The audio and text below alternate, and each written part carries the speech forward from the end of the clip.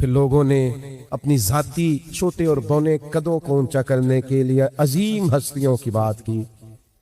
کن کی بات کرنے لگے ہو؟ تمہیں شرم نہیں آئی؟ حضور کی بارگاہوں میں بیٹھنے والوں کی بات کرتے ہو.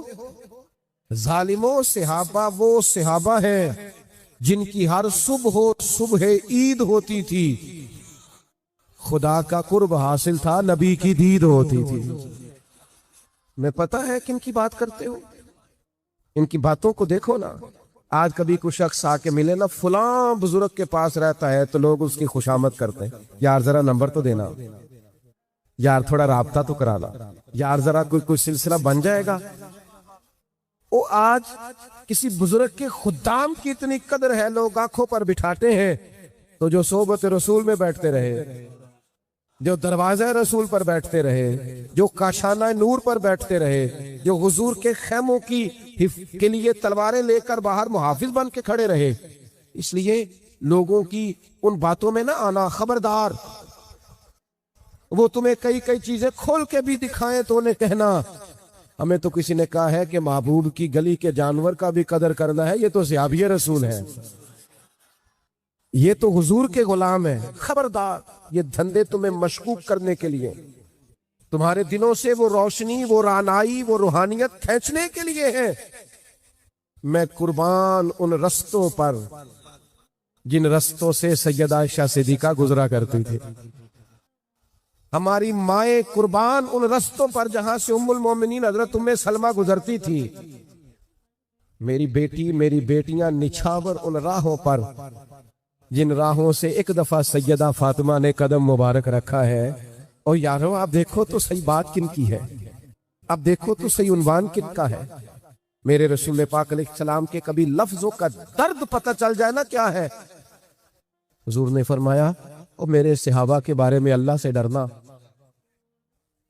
میرے ہیں ان کے بارے میں اللہ سے ڈرنا، میرے بعد انہیں اپنی زبانوں کا نشانہ نہ بنانا.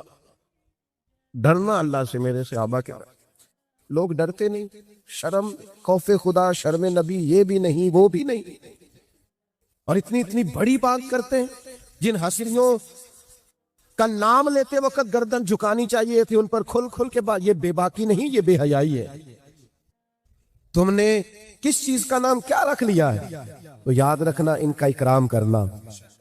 ان کے بارے میں تو رب کہتا ہے سیماہم فی وجوہہم من اثر السجود. تم کبھی ان کے چہرے دیکھو تمہیں سجدوں کا نور نظر آئے، پیشانیاں چھلکیں گئی، ان کے چہرے بتائیں گے کہ یہ کوئی عظیم لوگ ہیں. ان کے بارے میں اور آپ انداز دیکھیں قرآن مجید کا. فرمایا محمد الرسول اللہ، محمد اللہ کے رسول ہیں. والذین معہ، اور وہ جو ان کے ساتھ ہے نا، وہ جو ان کے ساتھ ہے ان کی کیا ہی بات ہے. جو ان کے پاس ہے ان کی کیا مقدر ہے. صدیق و فاروق کے جن کے گھر رحمتوں کے خزینے میں ہے. تو اس لیے ایک تو اس جماعت کی قدر، اور پھر ان سے سیکھنا ہے، ان سے لینا ہے. آپ کبھی ایک صحابی کو پڑھیں گے تو آپ کو انوکھی باتیں نظر آئیں گی. کوئی خدمت کے عروج پہ ہیں، کوئی محبت کے عروج پہ ہیں، کوئی ادب کے عروج پہ ہیں، کوئی شجاعت اور دلیری کے عروج پہ ہیں. ایسی خوشبوئیں اور ایسا رنگ نظر آئے گا جن سے مل کر زندگی سے پیار ہو جائے وہ لوگ. ان لوگوں کی شخصیتیں پڑھو گے تو جینے کا لطف آئے.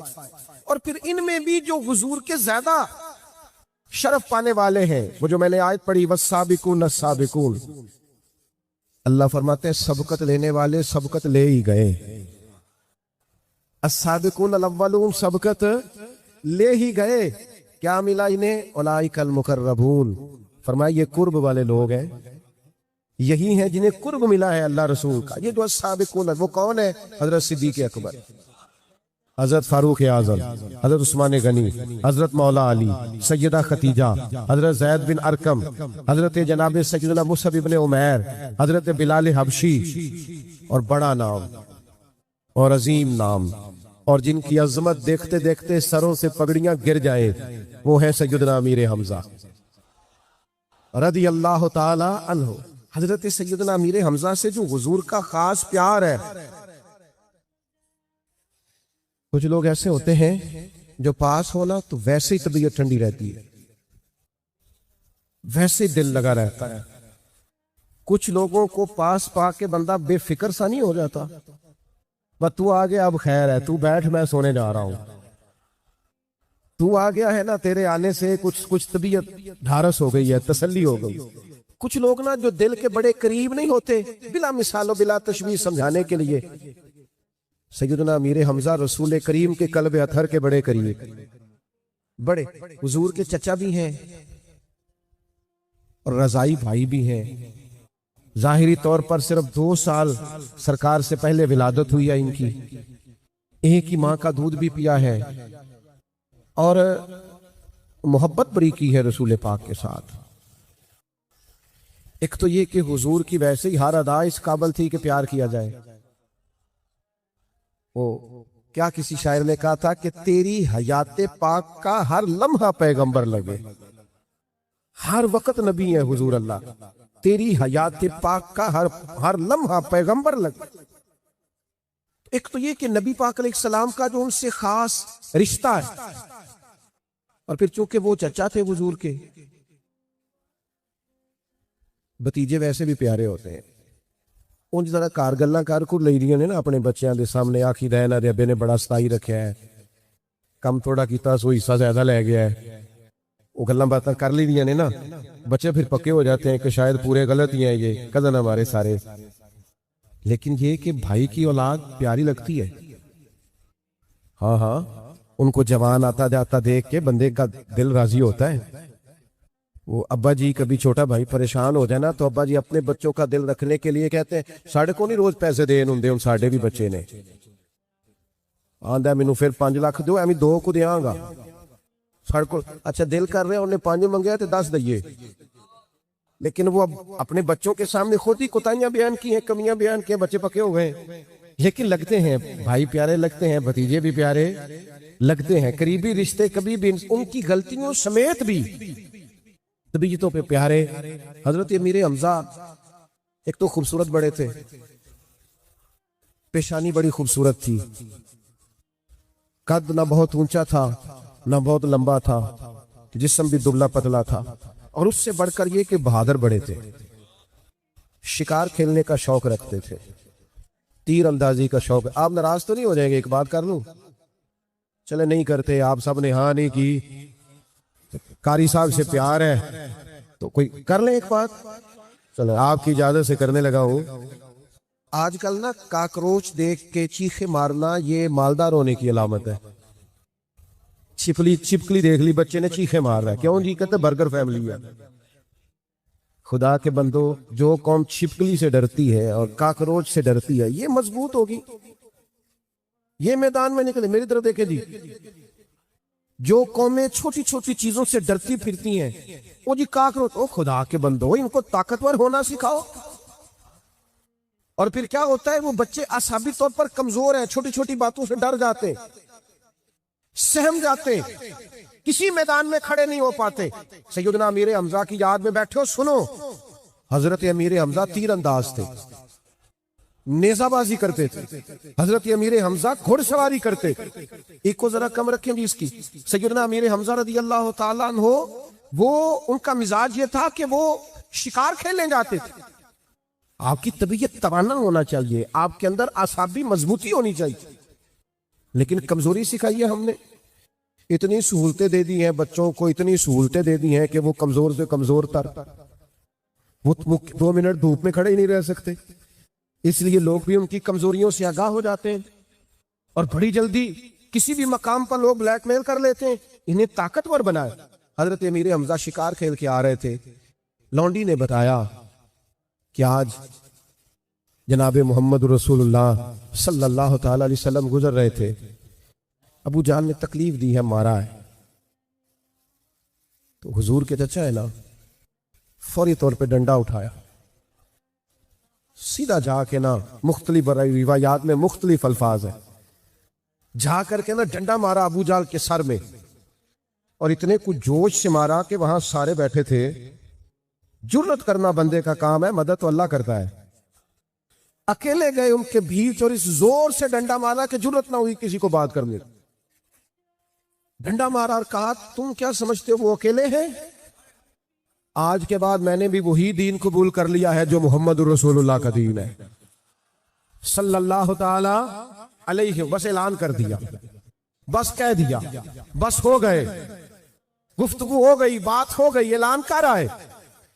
فرماتے ہیں میں گھر آیا رات کو تو میں سوچنے لگا یار تو سردار ہے قبیلے کا اور آج تو بڑی بات ہی کر آیا اور بڑا ہی تو نے آج دعویٰ کر دیا ہے اور تو نے کسی سے مشورہ بھی نہیں کیا۔ کہتے رات ساری پیچ و تاب میں گزری، صبح میں حضور کی بارگاہ میں گیا،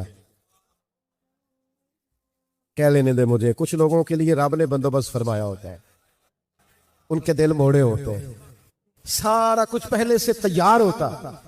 حضرت امیر حمزہ کہتے ہیں حضور کی بارگاہ میں حاضر ہو کر کے میں نے جیسے ہی اسلام کے بارے میں سوالات کیے کہ مجھے کچھ بتائیے، فرماتے ہیں کریم بتاتے جاتے تھے اور میرا دل دین کی طرف مائل ہوتا جاتا، بس حضرت امیر حمزہ مسلمان ہو گئے۔ اللہ تبارک و تعالیٰ نے شعر عطا کیا اسلام کو۔ جس دن حضرت عمر آئے نا کلمہ پڑھنے کے لیے تو آپ نے سن رکھا ہے جناب عمر تو گھر سے تلوار لے کے نکلے تھے، تو حضرت عمر جب آ رہے تھے نا تو حضور دار ارقم میں تھے، تو حضرت امیر حمزہ کو کسی نے بتایا عمر آ رہے ہیں، گلے میں تلوار ہے۔ تو جناب عمر کی بہادری بھی بڑی معروف تھی، زمانہ جانتا تھا کہ فیصلوں کے اٹل ہیں، مزاج کے پختہ ہیں، اعصاب کے طاقتور۔ کسی نے کہا جناب عمر آ رہے ہیں، تو حضرت امیر حمزہ فرمانے لگے آ رہے ہیں تو پھر کیا ہوا، آنے دینا۔ کہا ان کے ہاتھ میں تلوار ہے، تو فرمایا پھر کیا ہوا، اگر وہ عمر ہے تو میں حمزہ ہوں،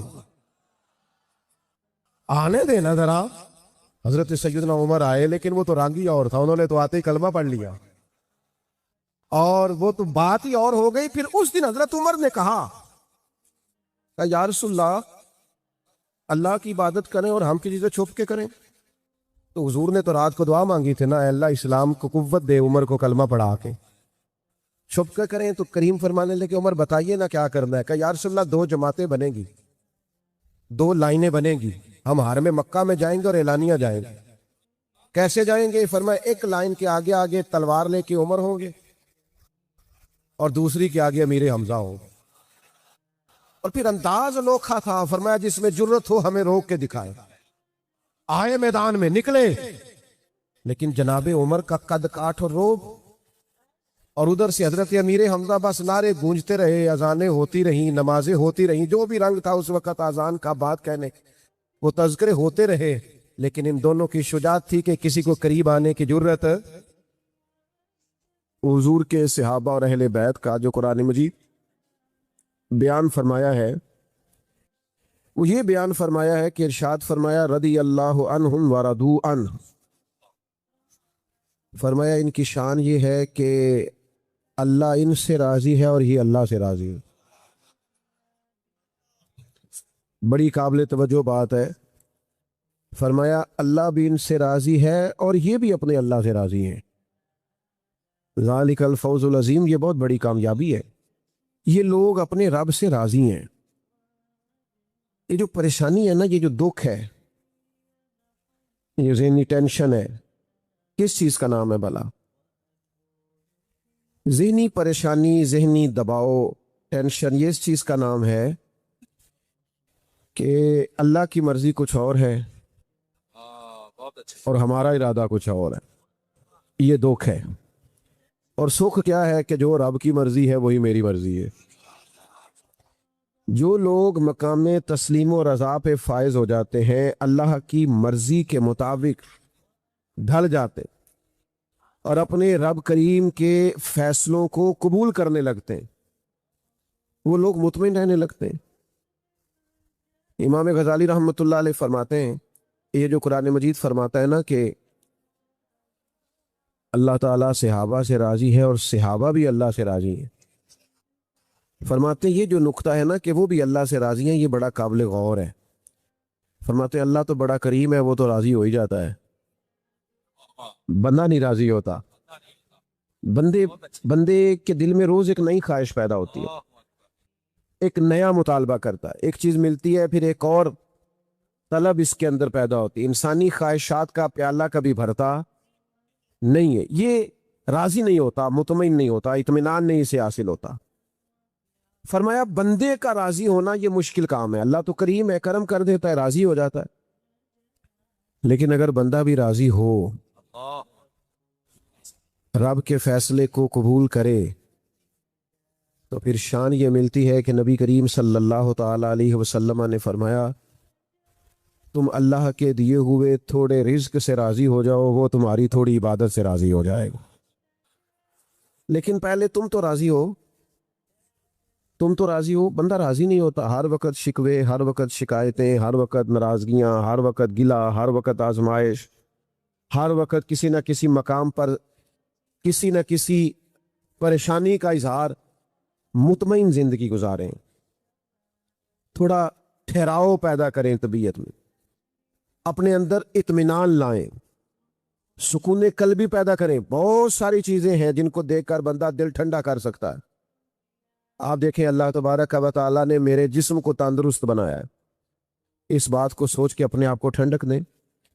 آپ محسوس کریں کہ اللہ تعالیٰ نے مجھے اولاد کی دولت عطا کی ہے، اس نعمت کو یاد کریں، ٹھنڈک پیدا کریں۔ یہ دیکھیں مجھے کسی کے سامنے ہاتھ نہیں پھیلانا پڑتا، ٹھنڈک پیدا کریں۔ اور زیادہ دل ٹھنڈا کرنا ہو نا اللہ اکبر، تو پھر یہ سوچیں کہ وہ کتنا کریم ہے کہ میرا سینہ اس نے ایمان سے بھر دیا ہے، میں مومن ہوں، رسول کریم علیہ السلام کا غلام ہوں، ٹھنڈا ہو جائے گا دل۔ آپ محسوس کریں گے کہ طبیعت کے اندر قرار آیا، لیکن زیادہ الجھاؤ نہیں۔ دیکھیں محنت کرنا ہمارے ذمے ہے، وہ خوب کرنی چاہیے، نتیجہ اپنی مرضی کا نہیں مانگنا، نتیجہ اللہ تعالیٰ پہ چھوڑنا ہے۔ جتنے انبیاء کرام علیہ السلام دنیا میں تشریف لائے ہیں نا، جتنے نبی آئے 1,24,000 کم و بیش، سب انبیاء کامیاب ہو کے گئے دنیا سے۔ یہ نوجوان زیادہ غور کریں، یہ جو لوگ سمجھتے ہیں نا یار میں مخلص بھی ہوں، محنت بھی پوری کرتا ہوں، کوئی بددیانتی بھی میرے اندر نہیں ہے، پھر نتیجہ کیوں ٹھیک نہیں نکلتا؟ غور کریں بات پر۔ جتنے بھی انبیاء کرام علیہ السلام دنیا میں تشریف لائے سارے کامیاب ترین زندگی گزار کے گئے، لیکن کسی نبی کا کلمہ چند لوگوں نے پڑھا ہے، کسی کا چند 100 لوگوں نے پڑھا۔ 950 سال تک تبلیغ، پھر غور کرو، 950 سال تک تبلیغ اور چند لوگ مسلمان، اس کو سمجھیں۔ لیکن میں نے عرض کیا کہ یہ لوگ کامیاب گئے دنیا سے، وجہ کیا تھی؟ وجہ یہ تھی کہ کسی کا دل تو اللہ تعالیٰ نے پھیرنا ہے نا، اپنی حکمت سے، اپنی مرضی سے، نبیوں کی بارگاہ تک اس نے پہنچانا ہے۔ نبی کیوں کامیاب گئے؟ اس لیے کہ جو ڈیوٹی اللہ نے ان کی لگائی تھی وہ ڈیوٹی انہوں نے پوری سر انجام دی، باقی نتیجہ کیا نکلتا ہے یہ اللہ کی حکمت ہے۔ ہم نا بہت زیادہ الجھ جاتے ہیں، بعض اوقات بہت زیادہ پریشان ہو جاتے ہیں، بہت زیادہ۔ وہ ایک دوست مجھے، ہمیں بھی سناتے ہیں نا لوگ مایوسی والی باتیں آ کے، بڑے حالات خراب نے، ہماری جماعت کا تو بڑا خستہ حال ہے، آپ کو کیا بتائیں، لوگ دور ہو گئے، لوگ ڈسٹرب ہو گئے، لوگ ڈسہارٹ ہیں، لوگ ہم سے مایوس ہیں۔ میں کہا تیری گل ہوئے گی، سڑکوں دے بندے سامنے نہیں جاندے، آپ کیوں مایوسی کی باتیں کرتے؟ یہ آپ کی بات ہوگی، ہمارا تو کوئی ایسا مسئلہ نہیں ہے۔ میں اکیلا ہی چلا تھا جانب منزل، مگر پھر لوگ آتے ہی گئے، پھر کارواں بنتا گیا۔ یہ آپ کا بھی منظر دیکھیں نا، یہ چھتوں پہ بھی دوست ہیں، کھڑکیوں سے بھی جھانک رہے ہیں، ارے میں گسارو سویرے سویرے، خرابات کے گرد پھیرے با پھیرے، کبھی اس طرف بھی گزر کر تو دیکھو، بڑی رونقیں ہیں فقیروں کے ڈیرے۔ تو مایوسی کس بات کی ہے؟ پریشانی کس بات کی؟ بلا وجہ آپ تناؤ کی بات کرتے ہیں۔ یہ سچوں کی جماعت ہے، اس میں سچے رہے ہیں، اور قیامت تک سچوں کی جماعت ہی غالب رہے گی۔